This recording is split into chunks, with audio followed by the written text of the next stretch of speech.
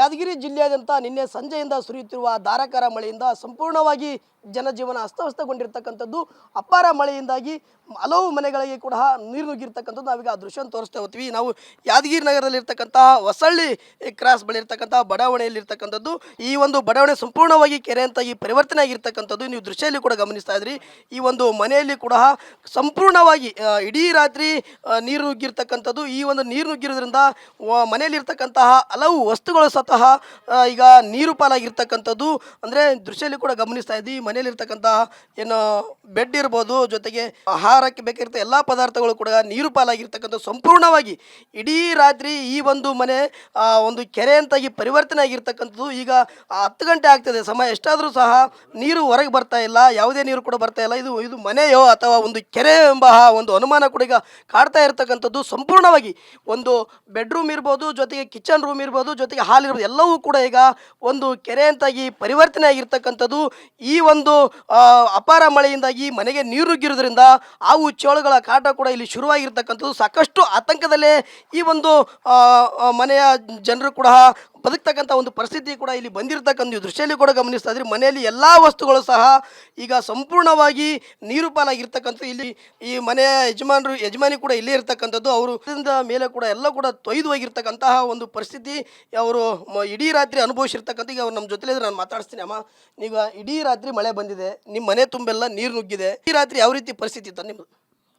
ಇಡೀ ರಾತ್ರಿನೇ ಎದ್ದೇ ಕುಂತೀವಿ ರೀ ಸರ್. ಹಾವು ಚೇಳಿನ ಕಾಟ ರೀ ಸರ್. ಎತ್ತರನ ಜಾಗದಲ್ಲಿ ಸ್ವಲ್ಪ ಕುಂತೀವಿ ರೀ ಸರ್. ಮನೆಯಲ್ಲಿ ಹಾವು ಚೇಳು ಓಡಾಡ್ತಾ ಇರೋದೊಂದು ಅಂಜಿಕೆ ರೀ ಸರ್. ನಿದ್ದೆ ಇಲ್ಲ ರೀ. ಸಣ್ಣ ಮಕ್ಕಳು ರೀ, ಅವು ಅಂಜಿ ಬೇರೆ ಕಡೆ ಹೋಗಿದ್ದಾವೆ ರೀ ಸರ್. 2 ದಿನ ಇದು ಮಾಡಿ ದವಾಖಾನೆಗೆ ಅಡ್ಮಿಟ್ ಮಾಡೀವಿ ರೀ ಸರ್. ಅವು ಹುಡುಗಿಗೆ ರೀ, ಸಣ್ಣ ಹುಡುಗಿಗೆ ನೀರಾಗ ಓಡಾಡಿ ರೀ. ಮಂದಿ ಮನೆಯಲ್ಲಿ ಎಷ್ಟು ದಿನ ಅಂತ ಇರೋಕ್ಕೆ ಸಾಧ್ಯ ಸರ್? ನಾವು ನೀರಿಗೆ ಇದು ಮಾಡಿ ಅಂಥೇಳಿ ಮಳೆ ಪ್ರತಿ ಸಲ ಮಳೆ ಬಂದಾಗೂ ಇದೇ ರೀ ಸರ್. ಈಗ ನೀವು ಇಡೀ ರಾತ್ರಿ ಮಳೆ ಬಂದಿದೆ, ಯಾವೆಲ್ಲ ವಸ್ತುಗಳು ಯಾವ ರೀತಿ ಎಷ್ಟು ಪ್ರಮಾಣದಲ್ಲಿ ನಿಮ್ಗೆ ಹಾನಿಯಾಗಿದೆ ಅಂತ?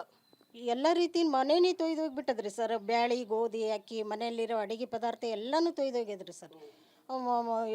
ಮಳೆಗೆ ಪ್ರತಿ ಮಳೆ ಬಂದಾಗೂ ಇದೇ ಸರ್. ಎಷ್ಟಂತ ತರ್ಬೇಕ್ರಿ, ಎಷ್ಟಂತ ಇದೇ ಥರ ತೊಯ್ಸ್ಕೋಬೇಕ್ರಿ ನಾವು ಸರ್. ಅಂದರೆ ನೀವು ಇಡೀ ರಾತ್ರಿ ಜೀವ ಭಯದಲ್ಲೇ ಬದುಕಿದ್ರಿ?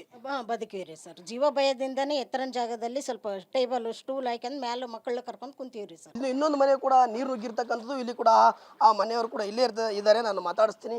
ಅಣ್ಣ, ಈಗ ಇಡೀ ರಾತ್ರಿ ಮಳೆ ಬಂದಿದೆ, ಇಡೀ ನಿಮ್ಮ ಏರಿಯಾ ಕೂಡ ಒಂದು ಕೆರೆ ಅಂತಾಗಿ ಪರಿವರ್ತನೆ ಆಗಿದೆ. ನೀವು ಯಾವ ರೀತಿಯಾಗಿರ್ತಕ್ಕಂಥ ಒಂದು ಸಮಸ್ಯೆ ಎದುರಿಸ್ತೀರ? ಸಮಸ್ಯೆ ಏನಂತಪ್ಪ ಅಂತಂದರೆ, ಈಗ ನಾವು ಇಲ್ಲಿಂದ ಎಲ್ಲಿ ಊರಾಗೂ ಬರ್ತಾ ಇಲ್ಲ, ಹೊರಗಡೆ ಹೋಗ್ತಾ ಬರ್ತಾ ಇಲ್ಲ. ನಮ್ಮ ಮನೇಲಿ ಚಿಕ್ಕ ಚಿಕ್ಕ ಮಕ್ಕಳಿದ್ದಾರೆ. ಅದರಲ್ಲಿ ಇಲ್ಲಿ ಏನಾಗಿದೆ ಅಂದರೆ, ಪೂರಾ ಇದು ಏರಿಯಾ ಪೂರಾ ಇದು ಗಿಡಗಂಟಿಗಳನ್ನು ಕೂಡಿದ್ದು ಏರಿಯಾ ಅದ. ಆಮ್ಯಾಗ ಇಲ್ಲಿ ಯಾವ ಮನೆಗಳಿಲ್ಲ. ಇಲ್ಲಿ ಸಣ್ಣ ಪುಟ್ಟ ಏನೋ ಅಂದರೆ ಹಾವು ಚೇಳು ಇವೇ ಭಾಳ ಓಡಾಡುತ್ತಿರ್ತಾವೆ. ಈ ಸುಮಾರು ದಿನಗಳಿಂದ ನೋಡ್ತಾ ಇದ್ದೀನಿ. ಈಗ ಇದು 3ನೇ ಬಾರಿ ಈ ಥರ ಆಗ್ತಾ ಇರೋದು. ಮಳೆ ಬಂದಾಗ, ಪ್ರತಿ ವರ್ಷ ಮಳೆ ಬಂದಾಗ ಒಮ್ಮೆ ಈ ಥರನೇ ಆಗ್ತದೆ. ನಾವು ಎಷ್ಟೋ ಸಾರಿ ಮನೆಯೂ ಕೂಡ ಕೊಟ್ಟಿದ್ದೀವಿ ನಗರಸಭೆಗೆ, ಇದು ಒಂದು ಏನಾರು ವ್ಯವಸ್ಥೆ ಮಾಡಿ, ಇಲ್ಲಿ ಚರಂಡಿ ವ್ಯವಸ್ಥೆ ಮಾಡಿ ಅಂತೇಳಿ. ಇಲ್ಲಿವರೆಗೆ ಯಾವುದೇ ಥರ ಮಾಡಿಲ್ಲ. ಮನೆ ಬಂದಾಗ ಮತ್ತೊಮ್ಮೆ ಹೇಳಿದೆವು, ಅವ್ರು ಬಂದರು. ಅಷ್ಟೇ ಸ್ವಲ್ಪ ಮೇಲಿಂದ ನೀರು ಹೋಗಪ್ಲೆ ಮಾಡಿದ್ರು. ಪಂಚರ್ ಆಗಿದೆ ಅಂತೇಳಿ ಓಡೋಗ್ಬಿಟ್ರು. ಅದಕ್ಕೆ ಮತ್ತೆ ಯಾವುದೇ ಥರ ಪೂರ್ಣವಾಗಿ ವ್ಯವಸ್ಥೆ ಮಾಡಲಿಲ್ಲ. ಹಂಗೆ ಮಾಡಿಬಿಟ್ಟು ಹೋಗ್ಬಿಟ್ರೆ. ಇಷ್ಟು ಪ್ರಮಾಣದಲ್ಲಿ ಮಳೆ ಆಗಿದೆ, ನೀವು ಯಾವ ರೀತಿಯಾಗಿ ಜೀವನ ಮಾಡಿದ್ರಿ ಇಡೀ ರಾತ್ರಿ ಅಂತ? ರಾತ್ರಿ ಬೆಳಗ್ಗೆನೇ ಜೀವನ ಮಾಡಿದೀನಿ. ರಾತ್ರಿ ನಿದ್ದೆನೇ ಆಗಿಲ್ಲ, ಮನ್ಕೊಂಡ್ಬಿಟ್ಟಿದೆ. ಮನೇಲಿ ಮನ್ಕೊಳ್ಳೋಕ್ಕೆ ಆಗ್ತಾ ಇಲ್ಲ. ಈಗ ಏನಪ್ಪ ಅಂತಂದ್ರೆ, ಈ ನೀರಲ್ಲಿ ಮನೆಗಳು ಬರ್ತವೆ ಅಂದರೆ ಸಣ್ಣ ಮಕ್ಕಳೆಲ್ಲ ಮನೆಗೆ ಮನ್ಕೊಂಡಿದ್ದಾರೆ. ನೀರು ಬಂದರೆ ಮತ್ತೆ ಒಳಗಡೆ ಏನಾರು ಬರುತ್ತೆ ಅಂತೇಳಿ ರಾತ್ರಿ ಬೆಳಗ್ಗೆ ಹೊರಗಡೆ ಕುರ್ಚಿ ಹಾಕೊಂಡು ಹೊರಗಡೆನೇ ಕೂತ್ಕೊಂಡಿದ್ದೀವಿ. ಇದು ಏನೋ ಮನೆಗೆ ನೀರು ನುಗ್ಗಿರ್ತಕ್ಕಂತಹ ಮನೆಯವರು ಹೇಳ್ತಾ ಇರ್ತಕ್ಕಂತಹ ಒಂದು ಮಾತು. ಅಂದರೆ ಇಡೀ ರಾತ್ರಿ ಜೀವಭಯದಲ್ಲೇ ಬದುಕ್ತಕ್ಕಂಥ ಒಂದು ಪರಿಸ್ಥಿತಿ ಬಂದಿದೆ. ಅಪಾರ ಪ್ರಮಾಣದಲ್ಲಿ ಪದಾರ್ಥಗಳು ಸೇರಿದಂತೆ ಎಲ್ಲ ವಸ್ತುಗಳು ಕೂಡ ಹಾನಿಯಾಗಿದೆ ಎಂಬ ಒಂದು ನೋವಿನ ಮಾತಾಡ್ತಾ ಇರ್ತಕ್ಕಂಥದ್ದು. ಕ್ಯಾಮರಾಮ್ಯಾನ್ ರವಿ ಜೊತೆ ಪರಶುರಾಮ, ರೇಷನ್ ಸುವರ್ಣ ನ್ಯೂಸ್, ಯಾದಗಿರಿ.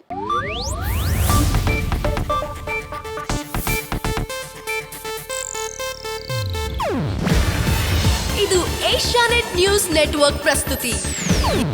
ನೀವು ನೋಡ್ತಿದ್ದೀರಾ ಏಷ್ಯಾನೆಟ್ ಸುವರ್ಣ ನ್ಯೂಸ್.